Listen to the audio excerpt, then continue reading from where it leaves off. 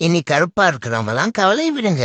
நான் ரொம்ப கருப்பா இருக்கேன், அழகா இல்ல, எனக்கு பொண்ணு தர மாட்டேங்கிறாங்க அப்படிங்கிறவங்க தம்பியை கான்டாக்ட் பண்ணுங்க. தம்பி யானை என்னையவே இவ்வளவு வெளியாகிட்டான், உங்களை ஆக்கிட மாட்டானா என்ன? இந்த தம்பி காலையில ஒரு டப்பா கையில கொண்டுட்டு வந்தான். அப்ப சொன்னா, துபாயில இருந்து ஒரு மாமா வந்திருக்காளா, இது கிரீமா, இந்த கிரீமை தண்ணியில தடவி உடம்புல தேய்ச்ச முட கருப்பா உள்ளவங்களாம் வெள்ளையா மாறிடுவாங்களாம் அப்படின்னு ஒரு மாமா கொடுத்தோம்னு சொன்னான். அப்ப சொன்னா, இதை டெஸ்ட் பண்ணி பாக்கணும்னா ஆள் யாரும் கிடைக்கல அப்படின்ட்டு. அப்ப நான் சொன்ன, உனக்கே தேய்ச்சி போறான். இல்லண்ணா, நான் கொஞ்சம் கலரா இருக்கிறேன், அதனால அது ஒழுங்க ரிசல்ட் தெரியாது, நல்ல கருப்பா உள்ளவங்க தான் வேணும் அப்படி அப்படி யாராவது தேடி பாடுறா அப்படின்னு சொன்னேன். என்னையவே மேலே இங்கேயும் பார்த்தான். எனக்கு புரிஞ்சு போச்சு. அதோட நான் சொல்லிட்டேன், என்னால எல்லாம் முடியாதுப்பா அப்படின்ட்டு. அப்புறம் கெஞ்சி விஞ்சி என்னை ஒத்துக்கிற வச்சுட்டான். அப்போ ஒரு கண்டிஷன் போட்டேன். அப்ப அடிச்சா எனக்கு முழுசா அடிக்கணும், சும்மா கால் அடிக்கணும் கையில் அடிக்கணும் சொல்லக்கூடாது, முழுசா எனக்கு உடம்பு ஃபுல்லா தடவிடணும் அப்படின்னு சொன்னேன். சரி அப்படின்னு சொல்லிட்டு இப்ப தடவிக்கிட்டு இருக்கான் பாருங்க. யாரா இங்க வச்சு பெயிண்ட் டப்பா எடுத்துட்டு போனது?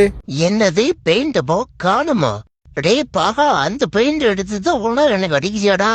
ஐயோ, இந்த பெயிண்ட் நான் எப்படி கழுவுவேன்? தண்ணி கழுவுனாலும் போவாது, இறங்கி கழுவணும், குளர்னவே தண்ணி வேணுமே, இந்த ஊர்ல குடிக்கவே தண்ணி கிடைக்காதே.